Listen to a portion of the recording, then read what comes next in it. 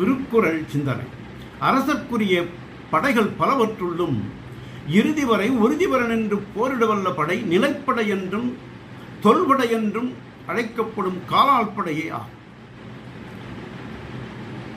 அரசர்க்குரிய மூலப்படையும் இதுவே ஆகும். ஆதலால் தொன்று தொட்டு வீரன் மகன் வீரனாய் வழி வழி அமைந்து அரசர்க்கு பீடும் பெருமையும் சேர்க்கும் படை இப்படையே ஆகும்.